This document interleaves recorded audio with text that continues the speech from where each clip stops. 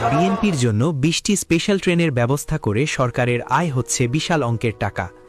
আগামীকাল বিএনপির ভারপ্রাপ্ত চেয়ারম্যান তারেক রহমানের স্বদেশ প্রত্যাবর্তনকে কেন্দ্র করে এই বিশেষ ব্যবস্থা গ্রহণ করা হয়েছে।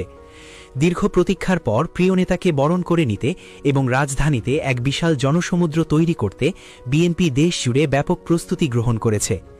দলটির সিনিয়র যুগ্ম মহাসচিব রুহুল কবির রিজভী জানিয়েছেন, তারেক রহমানের আগমন উপলক্ষে তারা প্রায় ৫০ লক্ষ মানুষের এক বিশাল জমায়েত করার লক্ষ্য নির্ধারণ করেছেন।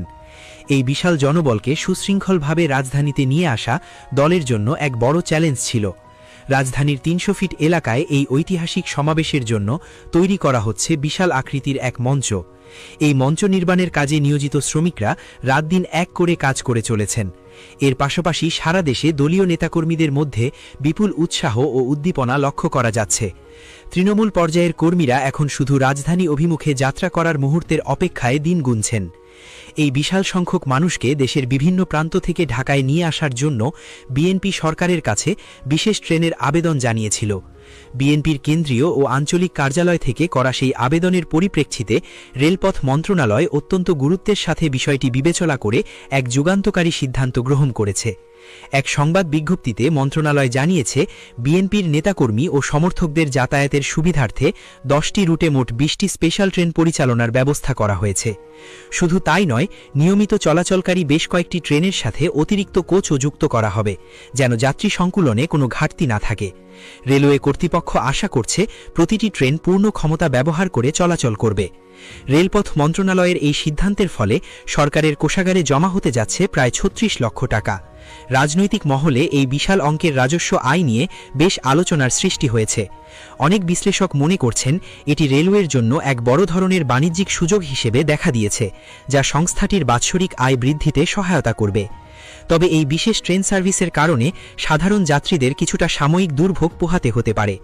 রেলওয়ের সময়সূচি অনুযায়ী রাজবাড়ী কমিউটার, ঢালারচর এক্সপ্রেস এবং রহনপুর কমিউটার ট্রেনের ২৫ ডিসেম্বরের যাত্রা সাময়িকভাবে স্থগিত করা হয়েছে। এই সাময়িক অসুবিধার কথা স্বীকার করে রেলওয়ে মন্ত্রণালয় সাধারণ যাত্রীদের কাছে আন্তরিকভাবে দুঃখ প্রকাশ করেছে এবং ধৈর্যের সাথে পরিস্থিতি মোকাবিলার আহ্বান জানিয়েছে। পরিবহন বিশেষজ্ঞদের মতে, একসাথে এতগুলো স্পেশাল ট্রেন পরিচালনা করা রেলওয়ের কারিগরি সক্ষমতারও এক বড় পরীক্ষা। বিশেষ করে সিগন্যালিং ব্যবস্থা এবং ইঞ্জিন বণ্টনের ক্ষেত্রে বাড়তি সতর্কতা অবলম্বন করতে হচ্ছে। এদিকে জনসমাবেশ ও যাতায়াত নিয়ে যেন কোনো প্রকার বিশৃঙ্খলা তৈরি না হয়, সে বিষয়ে আইনশৃঙ্খলা রক্ষাকারী বাহিনী ও রেলওয়ে কর্তৃপক্ষ কঠোর অবস্থানে রয়েছে। বিএনপি নেতাকর্মীদের প্রতি দলের পক্ষ থেকে কড়া নির্দেশনা দেওয়া হয়েছে, যেন তারা নির্বাচনী আচরণবিধি কঠোরভাবে মেনে চলেন। ট্রেনের ভেতরে এবং রেলওয়ে স্টেশনে যেন কোনো অপ্রীতিকর ঘটনা না ঘটে, সেদিকে বিশেষ নজর রাখার জন্য দলীয় স্বেচ্ছাসেবক বাহিনীও গঠন করা হয়েছে। তারেক রহমানের প্রত্যাবর্তনের খবর ছড়িয়ে পড়ার পর থেকেই রাজধানীসহ সারা দেশের রাজপথ এখন সরগরম। ৩০০ ফিটের সেই বিশাল মঞ্চ এখন সবার আকর্ষণের কেন্দ্রবিন্দুতে পরিণত হয়েছে। রাজনৈতিক বিশ্লেষকরা মনে করছেন, এই সমাবেশের মাধ্যমে বিএনপি তাদের সাংগঠনিক শক্তি ও জনসমর্থন নতুন করে প্রদর্শন করবে। দেশবাসীর নজর এখন বৃহস্পতিবারের সেই মাহেন্দ্রক্ষণের দিকে, যখন তারেক রহমান পুনরায় দেশের মাটিতে পদার্পণ করবেন।